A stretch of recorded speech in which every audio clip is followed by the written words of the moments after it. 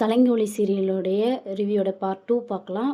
வாங்க நம்ம இப்போ வீடியோக்குள்ளே போகலாம். அதுக்கு முன்னாடி உங்களுக்கு என்னுடைய ரிவ்யூஸ் பிடிச்சிருக்கு அப்படின்னா மறக்காமல் சப்ஸ்கிரைப் பண்ணி வச்சுக்கோங்க. இன்றைக்கி என்னாச்சுன்னு பார்த்தீங்கன்னா, நம்ம போலீஸ் வந்து எஸ்பி சூர்யா வந்து அந்த இடத்துல சொல்லிவிட்டு சரச்சந்திரா கிட்ட சொல்லிவிட்டு, நான் கண்டிப்பாக இந்த ரத்தனத்தை சும்மா விட மாட்டேன், எங்கள் அண்ணனை கொன்னவளை நான் கண்டிப்பாக விட மாட்டேன் அப்படின்னு சொல்லி ரொம்ப கோபமாக சொல்கிறாங்க. நம்ம அபூர்வாவுக்கு வந்து ஒன்றுமே புரியல, ரொம்ப பீதியில் இருக்கிறாங்க போல். என்ன பண்ணுறதுன்னு தெரியல, இவ வேற மாட்டிக்கிட்டாலே, இதுக்காக தான் இவளை நம்ம பெயில் எடுத்தோமா அப்படிங்கிற மாதிரி யோசிச்சுட்டு இருந்தாங்க. இந்த பக்கம் பார்த்தீங்கன்னா, நம்ம இந்து பிந்து 2 பேத்துக்குமே அவங்க பெரியம்மா வந்து ஹாஸ்பிட்டலில் இருக்கிறது தெரிஞ்சுட்டு வேகமாக அழுதுகிட்டே ஓடி வராங்க. பெரியம்மா பெரியம்மா பெரியம்மான்னு சொல்லிட்டு, ககனா அண்ணா என்னாச்சு அப்படின்னு சொல்லிட்டு அப்படின்னு ரொம்ப ஃபீல் பண்ணி அழுகுறாங்க. நடந்த எல்லாத்தையுமே சொல்கிறாங்க. எதுக்கு தான் உங்களுக்கு மட்டும் இவ்வளோ கஷ்டம் வருதோ தெரியல அப்படின்னு சொல்லிட்டு நம்ம இந்து வந்து ரொம்ப ஃபீல் பண்ணி நம்ம ககன் கிட்ட சொல்கிறாங்க. எல்லா கஷ்டமும் உங்களுக்கு தான் வரணுமா? முதல்ல அப்பாவை உங்கள்ட்ட இருந்து தள்ளி வச்சாங்க. இப்போ நம்ம சாரதா பெரியம்மாவே இப்படி இந்த நிலைமைக்கு ஆளாக்கிட்டாங்க. எதுக்காக உங்களுக்கு இவ்வளோ பெரிய கஷ்டம் வருதுன்னு எனக்கு ஒன்றுமே தெரியலண்ணா அப்படின்னு சொல்லிட்டு கட்டுப்பிடிச்சி அழுதுகிட்டு இருக்காங்க.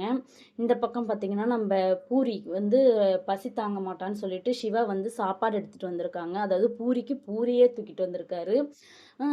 ஆனால் அவர் வந்து நல்ல எண்ணத்தில் தான் எடுத்துகிட்டு வந்திருக்காரு. ஆனால் நம்ம பூரிக்கு தான் வழக்கம் போல் நம்மளை கிண்டல் பண்ணுறாங்க அப்படின்னு நினச்சிக்கிட்டு, எனக்கு எதுக்கு இப்போ எடுத்துகிட்டு வந்தேன்னு சொல்லி ரொம்ப கோவமாக கேட்டாங்க. பூரி கோவப்படாத, நான் ஒன்றும் உன்னை கடுப்பேற்றுறதுக்காக எடுத்துகிட்டு வரல. இந்த மாதிரி நீ சாப்பிடாம இருக்க 2 நாளா, நீ பசி தாங்க மாட்டேன்னு எனக்கு தெரியும். ப்ளீஸ் சாப்பிடு பூரி இத அப்படின்னு சொல்லிட்டு இருக்காங்க. இந்த பக்கம் நம்ம பிந்து வந்து அத பார்த்துடுறாங்க. பார்த்துட்டு, "ஏய் சிவா, நீ என்னடா பண்ணிட்டு இருக்க இங்க?" அப்படின்னு சொல்லி கேட்குறாங்க. "இல்ல, இவ 2 நாளா சாப்பிடல பூரி, அதனால அவளுக்கு சாப்பாடு எடுத்துட்டு வந்தேன். நீயாவது சொல்லு பிந்து, சாப்பிட சொல்லி" அப்படின்னு சொல்றதுக்கு நம்ம பிந்து வந்து என்ன சொல்றாங்கன்னா, "அவ சாப்பிட்டேன்னா சாப்பிடலாம், உனக்கு என்ன? நீ எதுக்கு இவளுக்கு வேலைக்காரன் மாதிரி எல்லா வேலையும் செஞ்சுட்டு இருக்க? அவளுக்கு பசிச்சா அவளே சாப்பிட போறா" அப்படின்னு சொல்லிட்டு வழக்கம் போல வம்பிழுக்க ஆரம்பிச்சுட்டாங்க 2 பேரும். இதை கேட்டவுடனே நம்ம பூரிக்கு கோவம் வந்துருச்சு.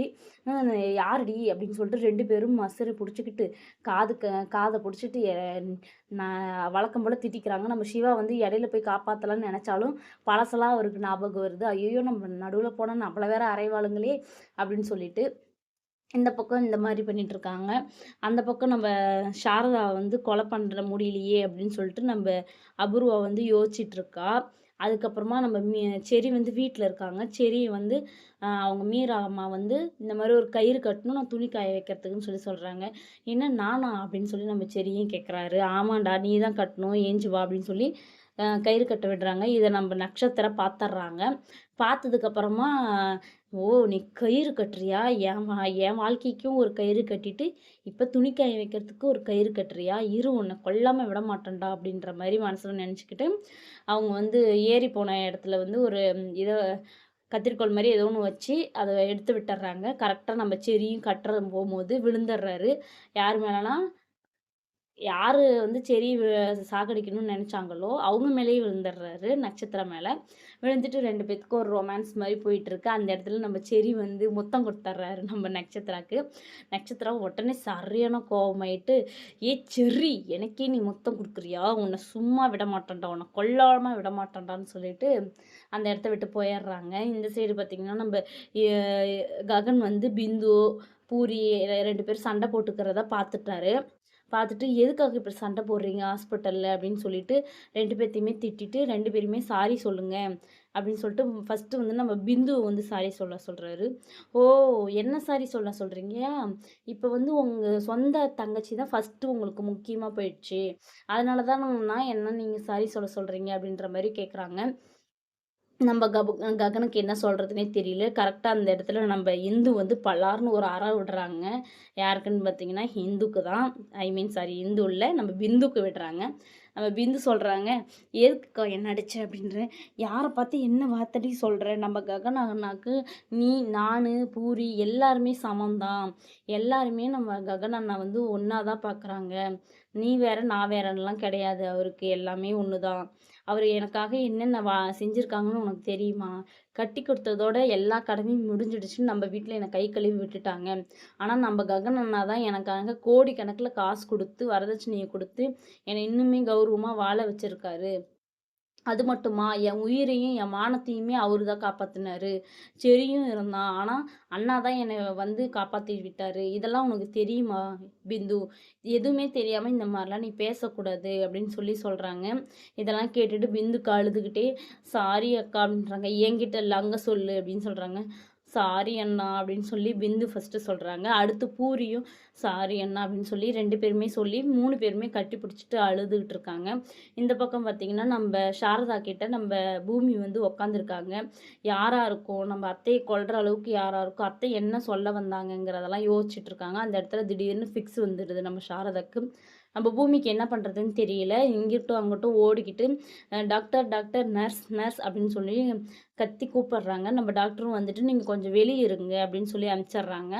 அங்க அங்க வந்து ககன் வந்துடுறாங்க. ககன் வந்ததுக்கப்புறமா, "நீ என்ன வெளிய இருக்கன்னு?" கேட்கறதுக்கு, திடீர்னு அத்தைக்கு வந்து ஃபிக்ஸ் வந்துருச்சு மாமா, என்ன பண்ணுறதுன்னு தெரியல, டாக்டர் பார்த்துட்டு இருக்காங்கன்னு சொல்லவும், நம்ம ககனுக்கு ஒன்றுமே புரியல. "ஐயோ! அம்மாக்கு என்னாச்சு? அம்மாக்கு என்னாச்சுன்னு?" சொல்றாங்க. அந்த இடத்துல டாக்டர் வெளிய வந்து சொல்றாங்க, "எங்களால காப்பாத்த முடியறது 50% தான். மீதி 50% கடவுளுக்கு தான். இந்த இதில நீங்க சைன் பண்ணணும். அப்பதான் நாங்க ஃபர்தரா ஸ்டார்ட் பண்ண முடியும்" அப்படின்னு சொல்றாங்க. நம்ப ககன் வந்து எதுக்குன்னு கேட்குறாரு. எதுக்குன்னு கேட்கும்போது சொல்றாங்க, "இந்த மாரி உயிர் போயிடுச்சு அப்படின்னா, எங்களுக்கும் இந்த ஹாஸ்பிட்டலுக்கும் சம்மந்தம் கிடையாது" அப்படின்னு சொல்றதுக்காண்டி தான் இந்த சைனுன்னோனே, நம்ம கங்கன் இடிஞ்சு போய் சேர்ல உட்காந்துர்றாரு. "இல்ல, நான் சைன் போட மாட்டேன். எங்க அம்மாவுக்கு எதுவும் ஆகாது. எங்க அம்மா பொழைச்சு வந்துருவாங்க. நான் சைன் பண்ண மாட்டேன்" அப்படின்னு சொல்லி அழுதுகிட்டே இருக்காங்க. நம்ம பூமி வந்து பக்கத்துல உட்காந்து, "மாமா நீங்க இதுல சைன் போட்டு தான் ஆகணும். சிச்சுவேஷன புரிஞ்சுக்கோங்க. நீங்க சைன் போடாம நம்ப அத்தைய வந்து காப்பாத்த முடியாது. எந்த இதுவுமே செய்யாம விட்டுருவாங்க. ப்ளீஸ் மாமா சைன் பண்ணுங்க, பண்ணுங்கன்னு" சொல்றாங்க. அவரும் அழுதுகிட்டே சைன் பண்ணி குடுத்துர்றாரு. சைன் பண்ணி குடுத்துட்டு, அவர் மட்டும் கண்ணுல கைய மூடி வச்சுக்கிட்டு அழலுன்னு அழுவுறாரு. "அம்மா, அம்மான்னு" சொல்லிட்டு அந்த இடத்துல ஒரு பாட்டி வந்து இத பார்த்துட்டு, "என்னப்பா தம்பி என்னாச்சு? யாருக்கோ ஏதோ இருக்குன்னு நெனைக்கிறேன். அதனால தான் நீ இவ்ளோ தூரம் அழுகுற. யாருக்கு என்னாச்சுப்பா? சொல்லு, என்கிட்ட சொல்லுன்றாங்க." "பாட்டி, பாட்டி எங்க அம்மா பாட்டி, எங்க அம்மா. எங்க அம்மா தான் எல்லாமே எனக்கு. எங்க அம்மா இப்போ உயிருக்கு போராடிட்டு இருக்காங்க" அப்படின்னு சொல்லி அந்த பாட்டிகிட்ட நம்ம ககன் சொல்றாரு. "கவலைப்படாதப்பா, கடவுள் இருக்காரு. கடவுள் உங்கள இந்த நிலைமையிலேருந்து கண்டிப்பா மீட்டெடுத்துருவாரு. நான் சொல்ற கோயிலுக்கு நீ போ. பக்கத்துல இருக்க சிவன் கோயிலுக்கு போ. பூஜை பண்ணு, பரிகாரம் பண்ணு. உங்க அம்மாக்கு எதுவுமே ஆகாது" அப்படின்னு சொல்லி அனுப்பிச்சு விடுறாங்க. "சரி பாட்டி நாங்க போறோம்ன்னு" சொல்லி பூமியும், ககனும் அந்த இடத்துக்கு போயிடுறாங்க. போனதுக்கப்புறம் பூஜைலாம் பண்ணிட்டு இருந்தாங்க. ஆ பெல் இருந்தது. அந்த பெல்ல அடிச்சு, அடிச்சு, அடிச்சு அவரோட மண்டை ஃபுல்லா இடிச்சு, இடிச்சு, இடிச்சு ரத்தமா வருது. ரத்தம் வர வர பண்ணிட்டே இருக்காங்க. "மாமா போதும் மாமா விடுங்கன்னு" சொல்லி நம்ம பூமி சொல்றாங்க. "நகுரு பூமி, நான் எங்க அம்மாவ கண்டிப்பா மீட்டெடுத்துருவேன்" அப்படின்னு சொல்லிட்டு நம்ம ககன் வந்து கடவுள்ட்ட சண்டை போடுறாரு. "நான் வந்து உன்ன நம்புனதில்ல. ஆனா எங்க அம்மாவோட நம்பிக்கை நீதான். எங்க அம்மாவோட நம்பிக்கைக்காகவாவது நீ வந்து எங்க அம்மாவ பொழைக்க வச்சே ஆகணும்னு" சொல்லிட்டு சண்டை போட்டுட்டு இருக்காரு. அந்த இடத்துல பூசாரிங்க வராங்க. அதாவது அகோரிகள் மாரி இருக்கிற சித்தர்கள்லாம் இருக்காங்கல்ல, அந்த சித்தர்கள்லாம் கூடி வந்து, "என்னப்பா ஆச்சு? உன்னுடைய பிரச்சனை எனக்கு என்னன்னு தெரியும். உங்க அம்மாவோட உயிர காப்பாத்தணும்னா நான் சொல்றத நீ செய்யணும்" அப்படின்னு சொல்றாங்க. "உன் பணத்தால, நீ சம்பாரிச்ச பணத்தால 4 பேருக்கு நல்லது செய்யணும். இந்த கோவிலுக்கு பூ வாங்கி தரணும், பழம் வாங்கி தரணும். இந்த மாரி இல்லாதவங்களுக்கு ஹெல்ப் பண்ணணும்னு" சொல்லி நெறைய லிஸ்ட்லாம் குடுக்குறாங்க. இதெல்லாம் செய்யறதுக்கு, "சரி நான் கண்டிப்பா செய்யறேன்" அப்படின்னு சொல்லிட்டு அவரோட பர்ஸ்ல இருந்து எல்லா காசும் எடுத்து குடுக்குறாரு. "இந்த காசு இல்லப்பா, இப்போ நீ புதுசா சம்பாரிக்கணும். அந்த ஒவ்வொரு ரூபால மட்டும் தான் நீ வந்து இதெல்லாம் பண்ணணும். அதெல்லாம் பண்ணா தான் உங்க அம்மா பொழைப்பாங்கன்ற" மாரி சொல்லிட்டாங்க. அதுக்கப்புறம் சரின்னு சொல்லிட்டு ஓடி போய் எங்கெல்லாம் வேலை கிடைக்குமோ அங்கெல்லாம் கேட்டு பார்க்குறாரு. "ஏன்டா இவ்ளோ அ ஒசரமா இருக்க, நல்லா டிப்டாப்பா இருக்க, உனக்கு வேலையான்னு" சொல்லி போற இடத்துலலாம் அசிங்கப்படுத்துறாங்க.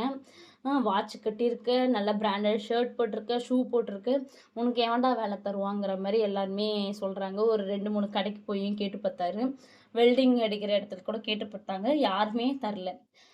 சரி நம்ம இப்படி இருக்கனால தானே தரலன்னு சொல்லிட்டு அவரு ஷூவு, அவருடைய வேலெட்டு எல்லாத்தையுமே தூக்கி போட்டு, அந்த ஷர்ட்ட கூட கொஞ்சம் கிழிச்ச மாரி தூக்கி போட்டு, சாதாரண ஒரு அ மென்னு எப்படி இருப்பாங்களோ அந்த மாரி மாத்திக்கிட்டாரு.